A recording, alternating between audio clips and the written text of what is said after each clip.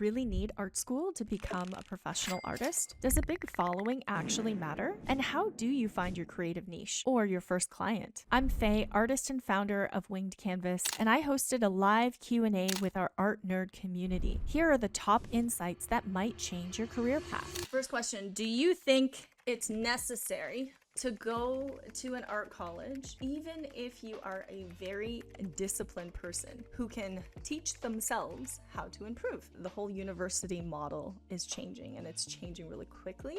It's changing because of, all this new technology coming out, and like all of, the developments in AI is making us question a lot of things, right? So when I went to art school, I didn't really have a choice. That's kind of the path that you went on. But if I was 16 or 17 years old today and actually really thinking about it, if I was disciplined enough, I would say it's not necessary. It's not necessary to go to a conventional art school because it's really expensive, right? So you have to either be rich or be willing to go into debt for it, right? So it is a big risk. However, there are so many amazing artists, independent studios, independent creators that you can learn from today, who a lot of the times have free art education, right? Or have very affordable programs, as well as mentorships that you can absolutely do on your own. It depends though if you are self-motivated, right? Because if you're the type of person who really needs that accountability, or you need to, pay some money to commit, right? To go somewhere and actually do the work. If you need somebody to kick your butt a little bit, then art school is probably good. Art school was an amazing experience for me. I absolutely loved it. It had a structure. It had incredible teachers. I mean, I had good and bad teachers. Some were better than others, but most of all, it was good. And when you're going to art school, if you know nothing, then university or college programs are structured to kind of teach you the right things along the way. But if you are very savvy about the industry, you know a lot of people who work in the industry, you've been taking art classes for a long time, and you feel like you have a good sense of what you want to do, which is pretty rare if you're like 16 or 17 years old, right? Then it's probably not a good idea to jump into art school really quickly, right? Because it is a big decision. So if I was talking to my younger self, I would probably take some time, like a few years, and I would learn art on my own, with studios like us or with independent creators and artists that you really admire. Develop your portfolio. I would probably pick up some free internships. I would go work somewhere for free to get the experience, because experience is more valuable than a piece of paper that says you completed something. Work experience is really valuable. Gain some real life experience. Ask around before you commit to a 4-year program, because now you have the choice. The short answer is yes, it is possible to teach yourselves. I went to Art Center, College of Design. I graduated class of 2005, and I was valedictorian of my class and the youngest person to graduate from my class. And I actually really wish I took some more time to really figure myself out before I committed to art school. I thought I wanted to be a children's book illustrator, and I went that route. I took illustration, and then I got really interested in design and communication, because I thought being able to use your art to communicate to anybody, because art is a universal language. If you can draw, you can go to anywhere in the world, any tribe in Africa with people who don't speak your language at all, and you draw them a picture, you're speaking their language, right? I could go to any restaurant and draw a soup bowl with a fish in it and some steam, and they'll be like, oh, I know what you want to order. So I just thought that's such a powerful thing. And so I went into communication design. I was like such a nerd for it, and I really dove deep into communication design, specifically designing posters, learning about like how to capture people's attention, learning iconography. And I think I got really interested in it because I accidentally chose an elective in college called communication design. I was like, oh, that sounds really interesting. And then I took it and I absolutely loved it. So then I went into design. And even throughout my art career, I went from illustration to design to then art direction. And then I had some of my own businesses where I worked with different clients and I did a lot of design. And then after that, I started working as an art director, working in advertising, working on campaigns. And then after that, thought, oh, you know what? I really miss making art. I really miss teaching. I really miss like sharing art and experiences with people. So then Winged Canvas happened. And then I was like, okay, I'm on this journey of entrepreneurship. Okay, let's do it. But I'm a nerd and I was super, super eager and started college at 17. So next question. How did you find your niche in art? My niche is finding art nerds around the world and connecting with them and around our passion for storytelling. So that is now my niche. Before that, I never committed to one niche, and I think that's why I became an art director, because as an illustrator you kind of have to have a certain style, and I just got bored of I didn't want to be limited to a style. I wanted the style to serve whatever it is I'm communicating. So in that sense, I found my niche by finding the people who get me. So really get to know yourself. Because if you don't know who you are, then it's really going to be hard to find your niche, right?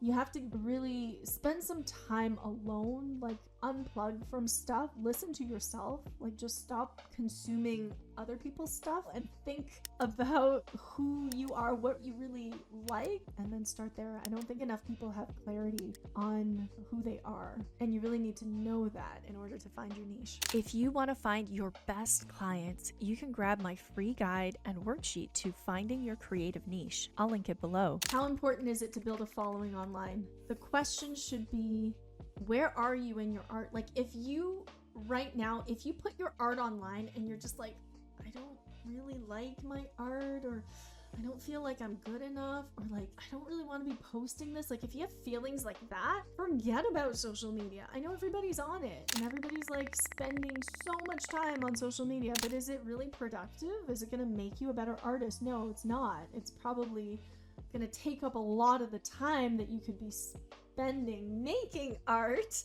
which you should be doing, right? So work on your skills first, but don't let social media get in the way, right?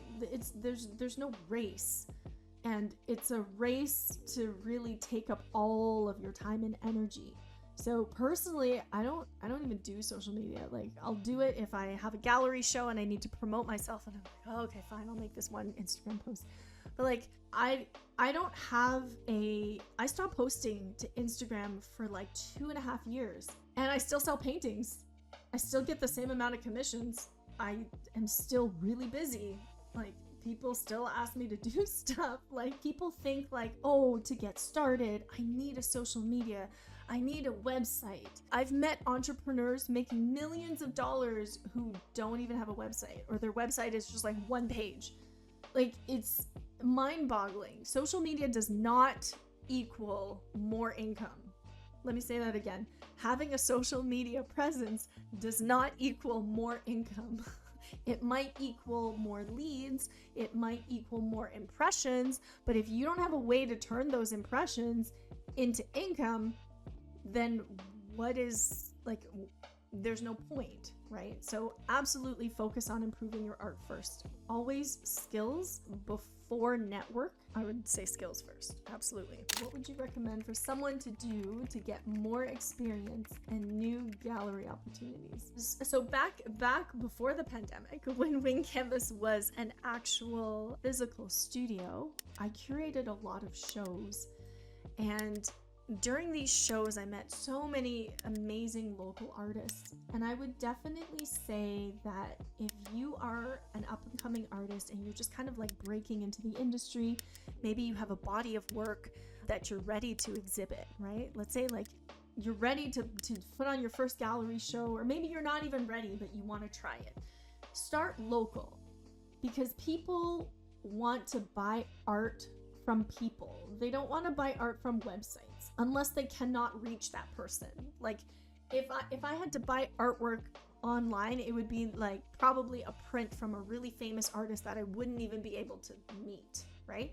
But I have so much art at home. I don't even have enough wall space, and I still buy art from artists that I meet in person. And the in-person experience, it is a much better place to start than like trying to sell your art online, because people like to support artists that they meet, that they're able to talk to. So go to conventions, do some tabling. If you sell, let's say fan art, you can go to anime convention.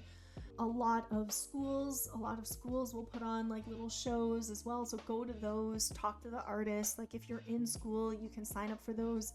There's lots of contests, lots of call for artists. Those are really, really good. If you just Google call for artists, name of your city, you'll probably find plenty of opportunities. If you don't find any in your city, then you can like expand your search. Maybe you live in a smaller town, right? So try like county, and then see if there's any opportunities to exhibit with a local group of artists. So start locally, and then you're gonna meet more people, and then those people will bring you more opportunities. So just keep applying. If you live in a very remote area and you don't really have the means or a place where you can go to physically exhibit things, there's two things that you could do. One is apply for contests, like art contests.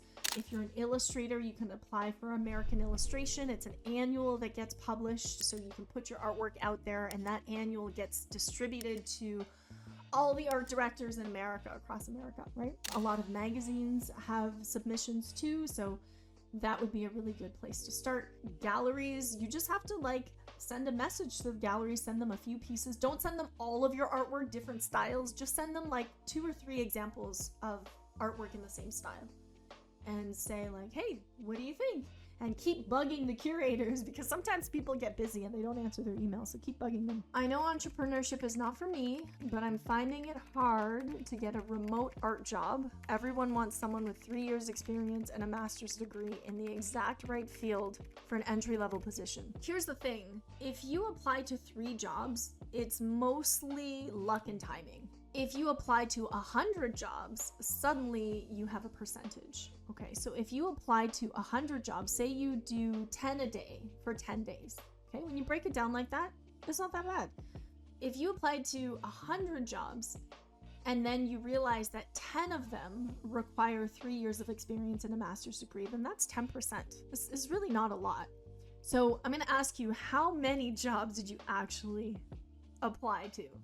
Right? If it's not 100, you're not applying to enough. I might be the odd one here where I value work experience, work ethic, and portfolio way more than a piece of paper that says I went to university and, I have this, that, and the other. Like, university is absolutely valuable, 100%. But that's kind of where my hiring values are more on, like, I like to hire people who, if they don't know how to do something, they'll figure it out, right?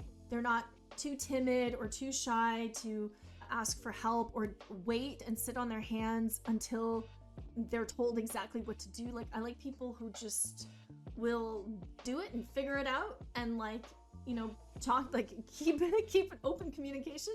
So I think, first of all, a remote art job can be a lot of things. So what are you applying for exactly? Are you tailoring your portfolio and your application to each type of job? Because art job can be very general, right? You could be assisting at a gallery, or you could be freelance illustrating, right? As a freelance illustrator, I don't care that you have a piece of paper. I just want to know what I'm getting, if I'm getting it on time, right? And if I can count on you, and if you've done it successfully in the past, that's really it. But if you're looking for something more full-time, then yeah, there are a lot of people who have degrees, and if they don't find a job, they get another degree, and then they have like all this paper, and then they're super overqualified. So I know a lot of people who are overqualified because they have so much debt in loans and student loans because they have a master's degree and they have like hundreds of thousands of dollars of debt to pay off. So then they need a really high paying job, which they can't find either, right? So I think there's two parts to that dilemma, but I just think you haven't applied to enough. So apply to 100 jobs and then maybe we can connect on Discord and let me know how it goes. Because you can't get a statistic if you applied to 10 jobs, but you can get a better statistic if you apply to 100. What would your best advice be for someone who already has a career in a different field but wants to move towards art? Okay, so first question to ask yourself is, how much do you enjoy doing what you're currently doing? Because having a stable income can make a lot of things easier, right?